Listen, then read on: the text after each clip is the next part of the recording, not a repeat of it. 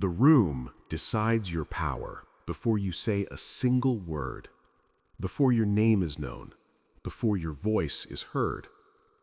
In the first 7 seconds, people have already placed you above them or beneath them, and most men never recover from that judgment. Machiavelli knew this centuries ago, and he used it to dominate kings, generals, and entire courts. Power doesn't begin with strength. It begins with perception. The moment you enter a room, you are being measured, not by logic, by instinct. People ask themselves silently, is he confident? Is he dangerous? Is he someone to watch or ignore? And here's the dark truth. Men believe what they see long before they believe what is true. If you fail the first impression, no amount of intelligence will save you. That's why Machiavelli taught this rule: control how you appear, or be controlled by how you are perceived. Watch powerful people closely. They don't rush. They don't fidget. They don't seek approval. They move like time belongs to them. Stillness is not weakness. Stillness is dominance. When you walk slowly, when your movements are deliberate, when your face shows no urgency, people feel it. They don't know why. They just know you're different. Silence does more than words ever could, because silence forces others to fill the gap with assumptions, and humans always assume power before weakness. Another mistake most men make: they try to explain themselves. The powerful never do. Short responses, calm eyes, no emotional leakage. When you don't chase validation, people assume you already have it, and that assumption reshapes the room. Machiavelli believed appearances are weapons. You don't need to be the most important person there. You only need to look like you might be. Let them wonder, who is he? Why is he so calm? What does he know? Curiosity creates attention. Attention creates influence. Influence becomes control.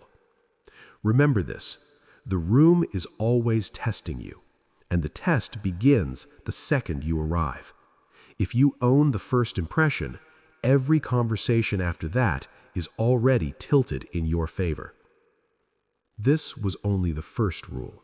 Once you control the first impression, something subtle begins to happen. People start watching you before you even speak. They wait. And waiting is a form of submission. Now Machiavelli pushes the game deeper, because presence alone is not enough. Sooner or later, words must be exchanged, and this is where most men lose everything.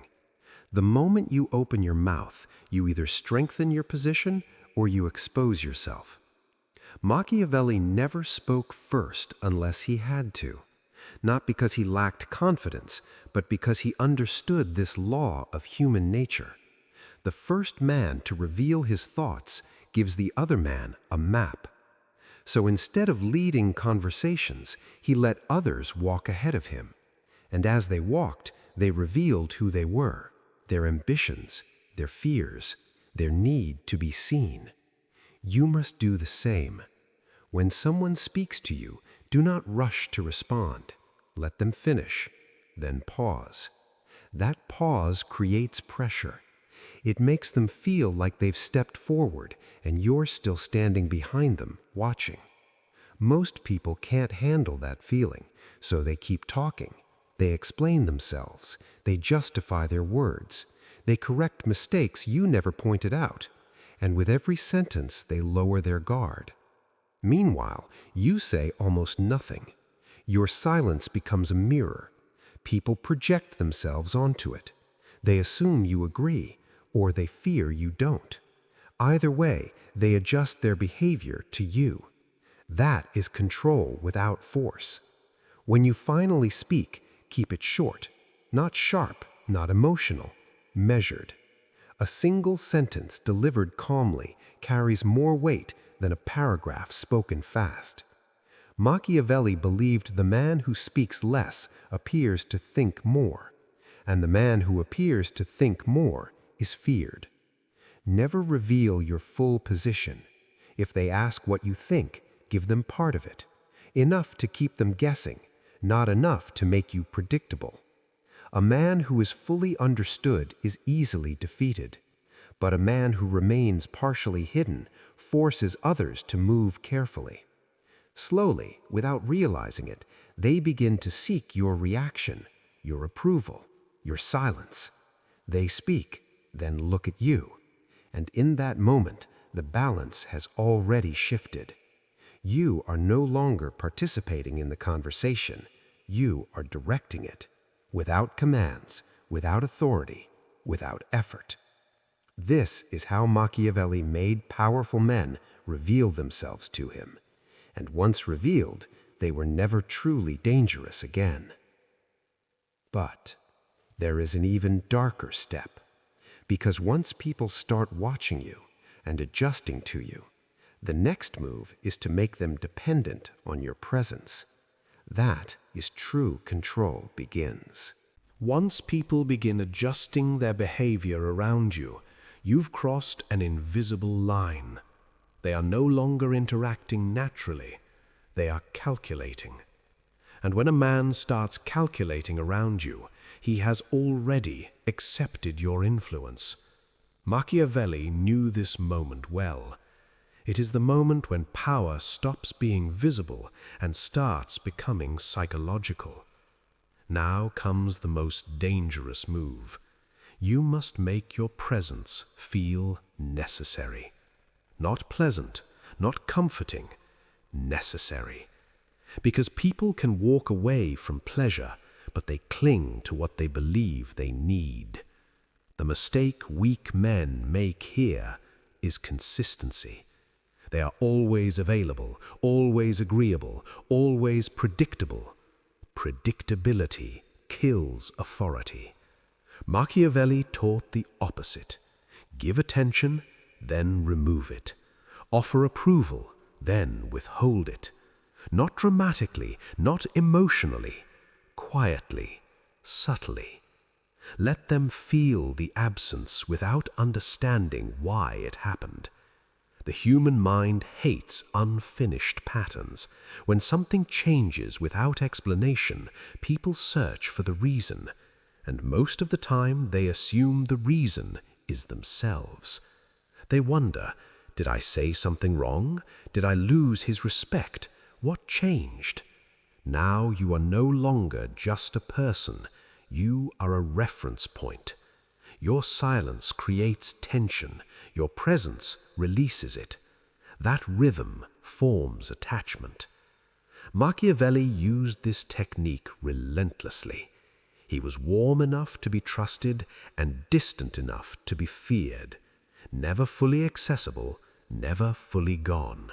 That balance keeps people orbiting you. Here's the key rule. Never reward behavior immediately. Immediate rewards create entitlement. Delayed reactions create dependency. When someone seeks your approval, do not give it right away. Let time pass. Let uncertainty grow. When approval finally comes, it feels earned, and what feels earned is valued. Slowly, people begin modifying their actions to regain that feeling. They speak differently around you. They act more carefully. They try to stay aligned with what they believe you respect. And here's the dark truth. They are no longer thinking freely. They are thinking around you. At this stage, you don't need to demand loyalty. Loyalty forms on its own. Because humans bond more deeply to those who make them work emotionally. Machiavelli understood this cruelty. He didn't need chains, he used uncertainty. And uncertainty is stronger than force. But power always attracts attention, and attention attracts enemies. So the next step is survival. Because once people begin orbiting you, Someone will try to challenge your position, and if you don't know how to handle that challenge, everything collapses. Once people begin depending on your presence, you become visible. And visibility always creates resistance. There will always be someone in the room who feels threatened by your calm, someone who watches you closely, someone who waits for you to slip. Machiavelli expected this. He believed power is never challenged loudly at first. It is tested quietly, through sarcasm, through subtle disrespect, through small attempts to expose you. Most men respond emotionally. They defend themselves, they explain, they push back, and in doing so, they reveal fear. Machiavelli did the opposite. He never attacked the challenger, he attacked their position. Here is the rule. Never fight the threat directly. Make the threat look unnecessary. When someone tries to undermine you, do not confront them. Instead, remove the space they need to matter. A challenger needs attention, needs reaction, needs resistance. Starve them of all three.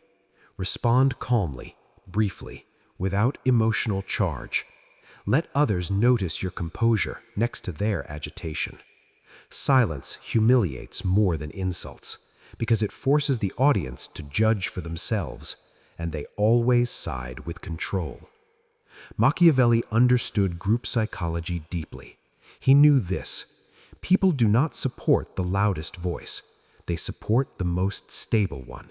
So when challenged, you remain still.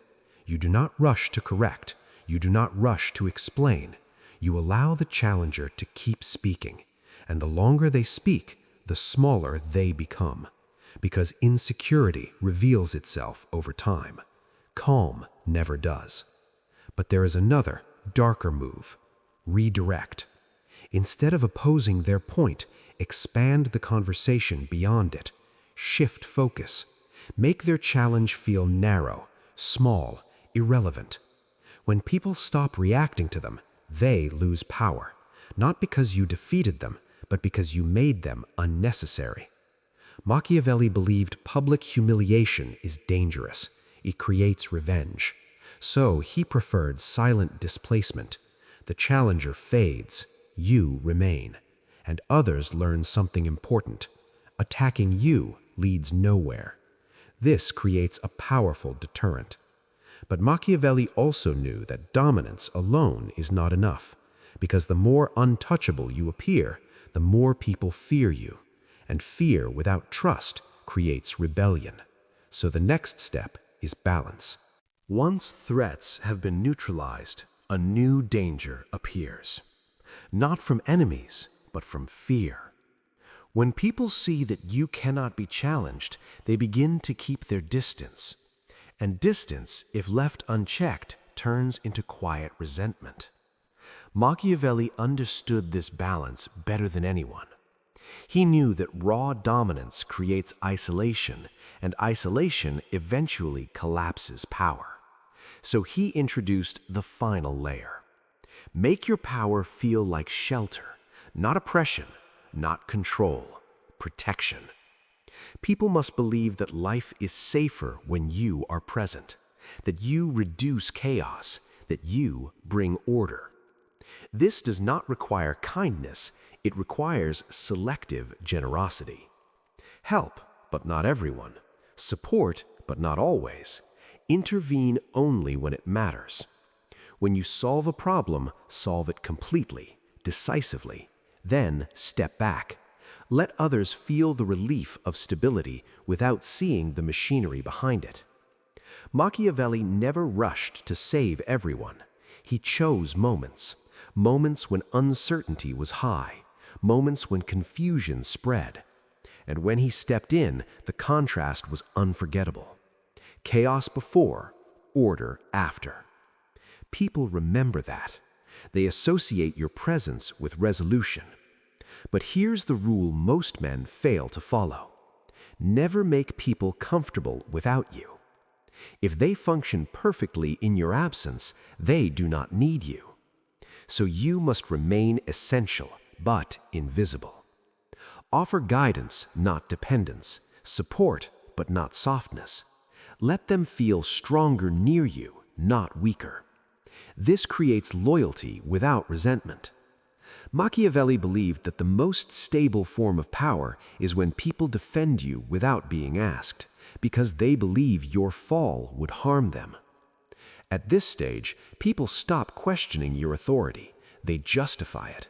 They explain it to others. They say, "He keeps things under control. He knows what he's doing. Things were worse before him." You no longer speak for yourself. The room speaks for you. But power always decays if it becomes predictable. So the final threat is stagnation. And that is where the next rule begins. Once people feel protected by your presence, they relax. And relaxation is dangerous. Because the moment people think they understand you, they stop respecting you. Machiavelli feared one thing above all: becoming predictable. Predictability turns authority into routine. Routine turns power into background noise. So he practiced something subtle, controlled unpredictability. Not chaos, not emotional swings, calculated variation.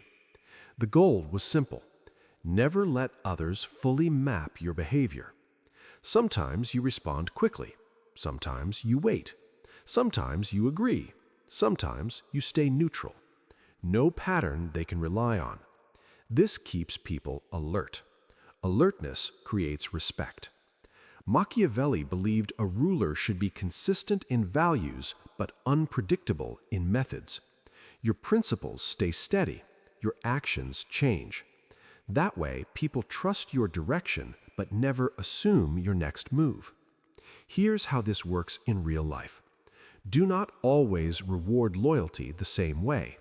Do not always punish mistakes the same way. Occasionally, overlook a small error. Occasionally, correct a small one. Let people feel that judgment is present but not mechanical. When power feels human, people accept it.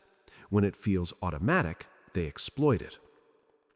Another key move: change pace without explanation. Leave early sometimes, stay longer other times. Speak less one day, speak more the next. These small shifts create psychological tension. Not fear, attention. People watch you more closely, and the more they watch, the less they challenge. Machiavelli knew that mystery protects power. When people can't predict you, they prepare instead of attack. But unpredictability must be disciplined. If you explain it, you destroy it. Never justify your changes. Silence preserves authority. At this stage of the story, your position is strong. People adjust, enemies hesitate, allies watch carefully. But strength attracts imitation. Others will try to copy your style, your calm, your distance. And when that happens, the room fills with rivals. So the next rule is about separation. Once people begin watching you, and unpredictability becomes your shield, another challenge arises: envy. Power attracts imitators and rivals. Some try to copy your methods. Some try to outshine you. And most men panic here. They start competing openly. They try to show superiority. They reveal their insecurities. Machiavelli did something different. He isolated himself, not physically, but symbolically. He created a sphere of influence that only he could navigate. Here's the rule: never let anyone match your presence. Let them operate in their own orbit. You operate in yours. When someone mimics you, do not call them out. Do not challenge them directly. Instead, increase the gap. Raise your standards silently. Act with subtle elegance that no one can replicate. When people try to copy your calm, they inevitably fail. Because true mastery isn't in actions alone, it's in the perception of control. And perception cannot be imitated perfectly. Another key Machiavellian principle: you must stay singular. You must retain uniqueness. You must remain the reference point that others orbit, not equal. If others approach your level, your influence diminishes. Your power becomes negotiable. Never allow this. Stand apart, even if it feels isolating, because those who try to stand beside you often create chaos or distraction. Machiavelli's genius was in measured separation. Engage when needed. Observe constantly. Let rivals stumble over their own ambition.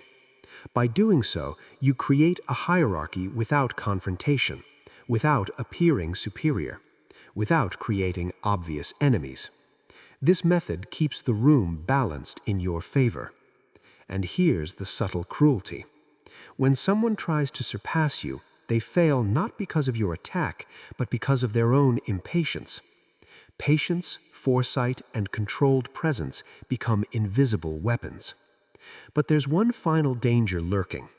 When your singularity grows, you risk becoming untouchable in a way that scares allies.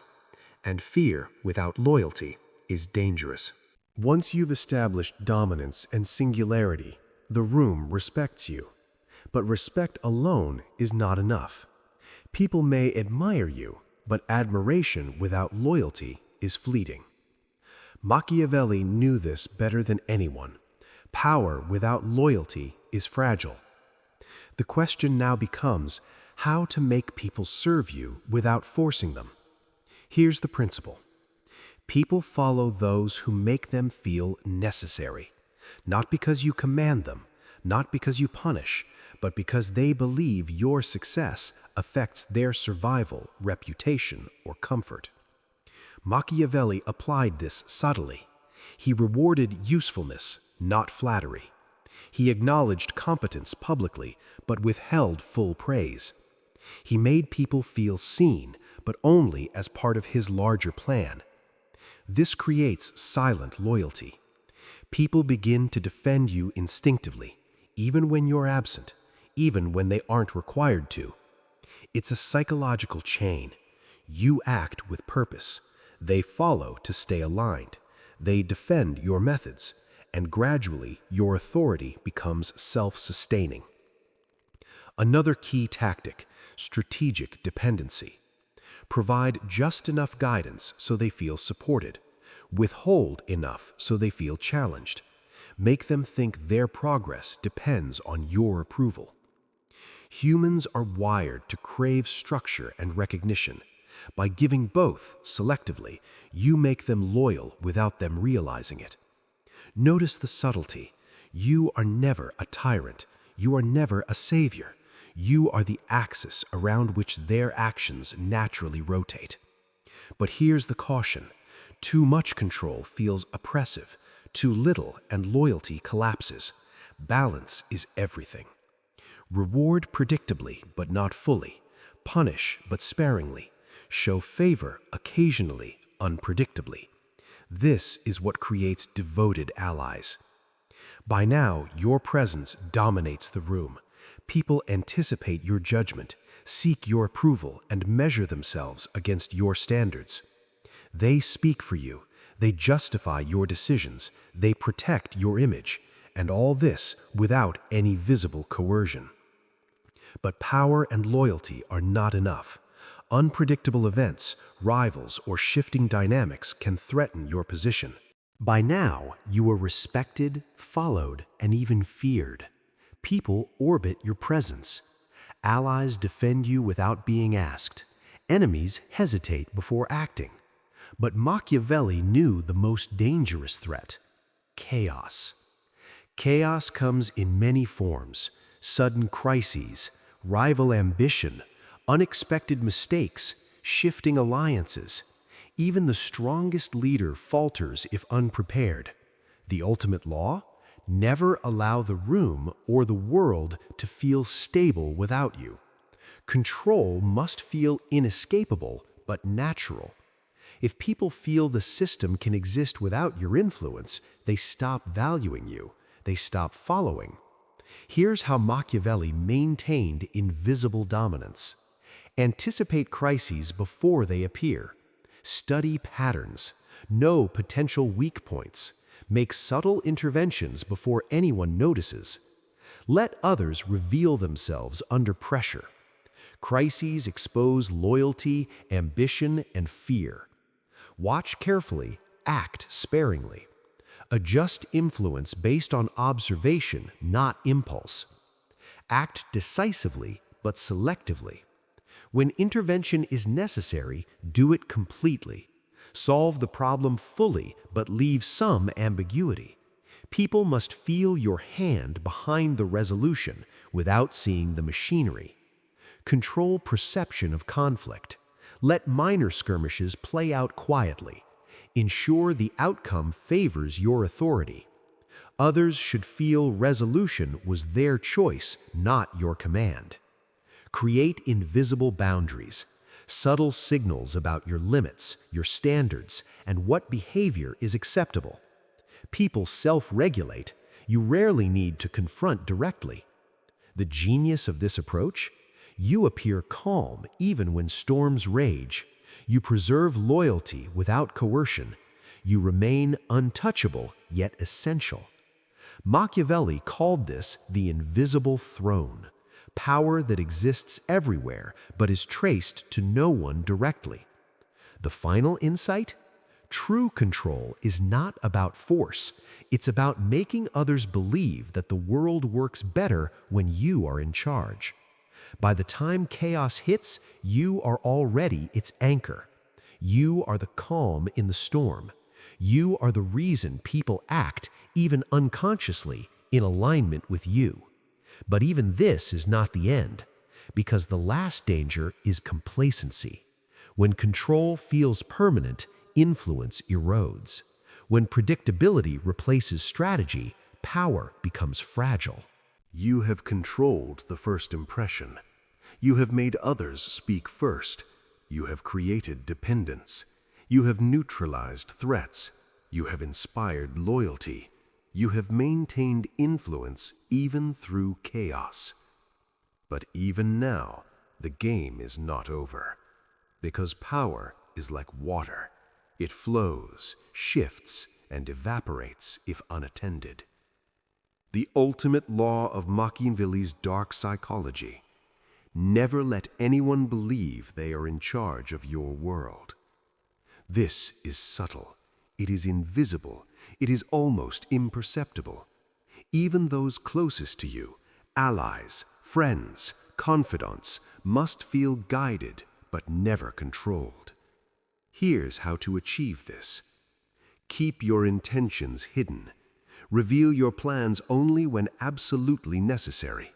Even allies should understand the effect, not the reason. Balance fear and respect. Too much fear breeds rebellion. Too much familiarity breeds complacency. Subtle tension keeps everyone alert and aligned. Make yourself indispensable without dependency. People should feel life is easier with you, but never so dependent that your absence causes collapse.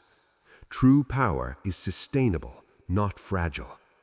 Observe relentlessly. Watch interactions, watch patterns, watch ambition. Adjust your influence quietly, like a chess master moving pieces. Anticipate threats before they arise. Control the narrative. Let others believe they act freely, even as their choices conform to your design.